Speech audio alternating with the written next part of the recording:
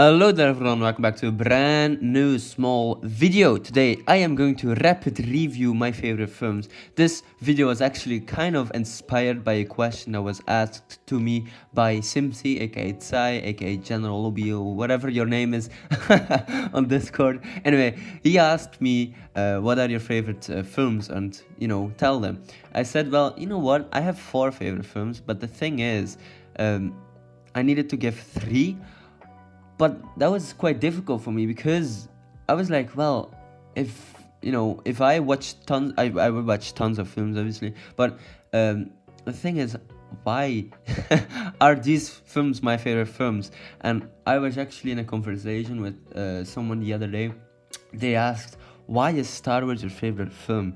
And I was like, isn't it just obvious? Like, Star Wars is one of my favorite science fiction films, and it's pretty much the film that shaped me to be the person I am today.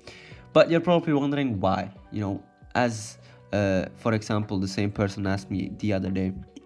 Well, because Star Wars is much more than just a science fiction saga. It's like a cultural phenomenon that shaped storytelling, philosophy, and even political discourse. It's something that a lot of people all over the world love.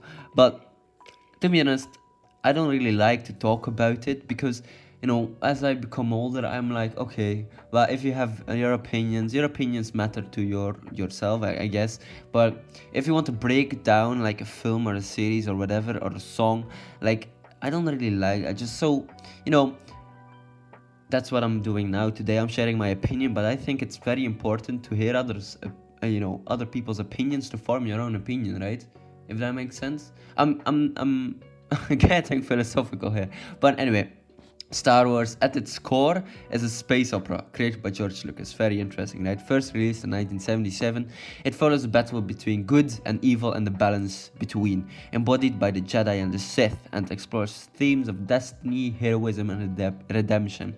The franchise spans multiple trilogies, spin-offs, and expanded universe of books, games, and series, but obviously the most important 6 films, in my opinion, are Episode 1 to 6, or I guess episode 4, 5, 6, 1, 2, 3. And I find it difficult to count episode 7, 8, and 9 still, in the Skywalker saga. But, I don't think they're all the 3 films from the most recent ones are interesting to say the least, but they're not part of Anakin Skywalker's story, right? Like the Skywalker saga, in my opinion, obviously. But yeah, the films are alright, I guess. Anyway, Star Wars is rich with thematic depths, the battle between good and evil, like the Jedi and the Sith representing opposing forces, with light side advocating peace and wisdom, while the dark side thrives on power and control. Hope and rebellion, the Rebel Alliance fight against the oppressive Galactic Empire, and mirrors our real world, real life struggles against tyranny, the hero's journey. So I guess characters like Luke Skywalker undergo transformative journeys of self-discovery, and nobody becomes, the zero becomes the hero, right? So that's really, really interesting. Family and legacy, the Skywalker lineage plays a crucial role, showing how personal choices shape history and how children and fathers and mothers are all connected in the same bloodline of, the family.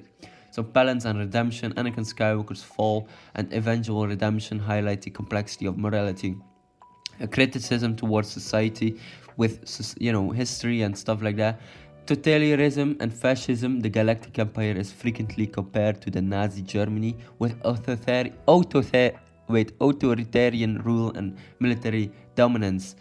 Yes, that's why I like Star Wars so much. It literally tells us about our own history, but just tells it with like lightsabers and Jedi, and the Catholic Church is also, somewhere inspired with, the Jedi and the Sith. I mean, isn't it just fantastic and interesting to analyze, I guess, how George Lucas came up with this great idea. Anyway, American imperialism. Some scholars argue that the Rebel Alliance reflects anti-imperialist sentiments, particularly in relation to US foreign policy. I'm not a US citizen, I'm European, I'm Belgian, but that could also be somewhere in there. Capitalism and war profiting, very interesting. The franchise critics corporate greed as seen in the depiction of arms dealers benefiting from galactic conflicts. Political allegory, the prequel trilogy explores the erosion of democracy, showing how fear and manipulation can lead to authoritarian rule, right? Recent media and social commentary shows like Andor have deepened the political themes, portraying rebellion as a slow, painful struggle against oppression. Star Wars isn't just a story, isn't just an American film. It's a lens through which we examine history, politics, and human bloody nature. Holy shit. Wow. Yes, I wrote it all down, the things I wanted to say. But Star Wars is much more than just a film about a Jedi bloke with a lightsaber. Like, people just don't get the bigger picture. Star Wars is literally our real life in a science fiction universe. It is literally, I think, the most familiar film. People argue constantly about politics, about trade, about society and different cultures. Like, dude, Star Wars is literally the embodiment of all those things. Damn it, bro. George Lucas is a madman. And I just love, don't you love it how we can actually learn from films and series? Like, holy damn. Anyway, let's talk about my next film. Damn, this was actually 6 minutes and a half. I think this video is going to take longer. Anyway, alright, my next favorite film is 2001: A Space Odyssey. I only watched this film like once, but I already immediately fell in love with it. Obviously, this is a film directed by Stanley Kubrick and based on a short story, The Sentinel, released in 1968. The Space Odyssey film is from 1969. It revolutionized science fiction cinema with its philosophical depth, groundbreaking visuals, and ambitious storytelling. So, turns that one follows a non-linear narrative exploring human evolution, artificial intelligence, and extraterrestrial influence. It begins with prehistoric humans encountering the mysterious black monolith, which seemingly accelerates their cognitive development. The story then jumps to the space age, where astronauts aboard the Discovery 1 spacecraft, including Dr. Dave Bowman, confront HAL 9000, and AI turns against them. The final act takes Bowman on a surreal journey beyond human comprehension, culminating in his transformation into the enigmatic Star Child. So, the film, when it released, was very popular with young people, especially that one flashy light sequence where he travels, I guess, between the borders of dimensions or realities. And obviously, the young people were onto some heavy stuff while watching the film. I find it really interesting because this is a very serious film. This film is really serious. Like, it's about history, science, and conflicts with humanity and artificial intelligence. But wait a second, isn't that just also very, let's just say, remarkable? Yes, because nowadays we also confront AI, our own history is repeating again, and society itself is just trying to figure out their ways. Boom! Holy shit. Thematic values, human evolution and technology. Like I said, the monolith symbolizes an external force guiding human progress, questioning whether evolution is natural or manipulated. HAL 9000 represents the dangers of AI, just like nowadays, surpassing human control, raising ethical concerns about machine autonomy. The film embraces ambiguity or weirdness, I guess, forcing viewers to interpret, trying to find its meaning.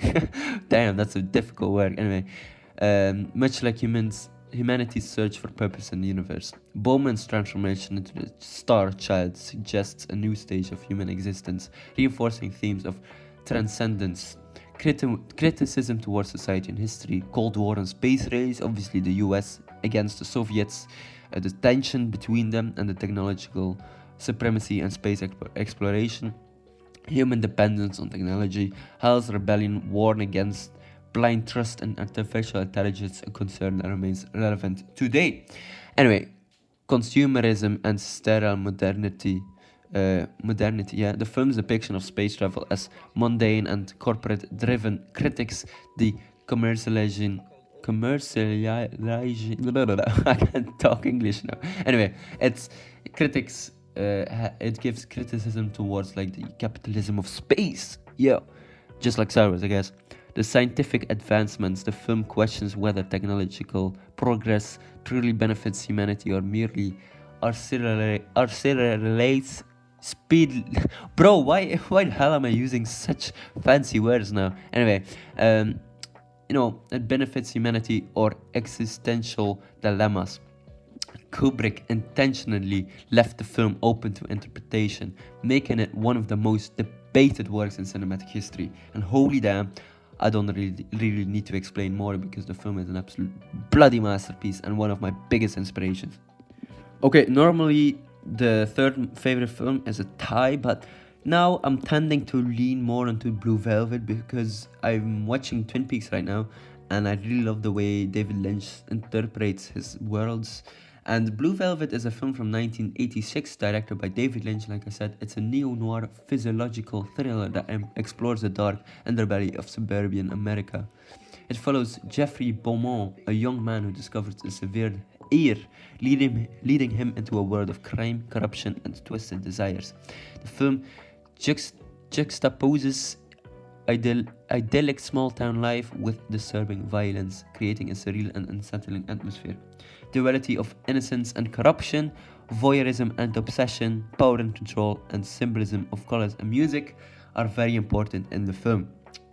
Obviously, David Lynch doesn't really like to explain his work. It just, you need to experience it, just like Mulholland Drive, one of my favorite films too. But Blue Velvet, it's more like very ground-based, It's about, a pretty interesting story about a guy finding a severed ear, and also meeting a female singer from a nightclub or whatever other club. It's very interesting. Yeah, I guess it's about mystery, about the surrealistic way that we live and the absurdist life that we live, if that makes sense. It's a very interesting thing, and like I said, I'm also watching Twin Peaks, and Twin Peaks is also very interesting. Blue Velvet and Twin Peaks are very close to each other, but obviously sharing the same main character, or like the same actor who plays both main characters. Like in Twin Peaks, he plays Agent Dale Cooper, that's Kyle MacLachlan, I believe, and in Twin Peaks, in Blue Velvet, he plays obviously this boy Jeffrey Beaumont. So there we go. So yes, it gives criticism towards the American dream, exploration of gender and power dynamics, postmodern destruction of good and evil, and commentary on repression. Very interesting film. You should check it out. Alright, the next one and the last one is Brazil from 1985, directed by Terry Gilliam. It's a dystopian satire that blends dark humor, surreal imagery, and bureaucratic absurdity, often compared to 1984. The film critiques authoritarianism. I already said a word, just, it's the same thing. Consumerism and the dehumanizing effects of modern society. The film follows Sam Lorley, a low-level government worker who dreams of escaping his monotonous life. When he tries to correct a bureaucratic mistake that led to an innocent man's arrest, he becomes entangled in a web of government surveillance, resistance movements, and his own fantasies. The film's chaotic, dreamlike structure reflects the overwhelming nature of the world it portrays. Excuse me for misinterpreting words and saying them wrongly. I mean, English is not my first language, but it's okay. Whatever. We'll just keep on going. Thematic values, bureaucracy and control. The film satires excessive government regulation, showing a world where paperwork dedicates life and death. Technology and dysfunction. Machines are unreliable, reflecting society's dependence on flawed systems and technology.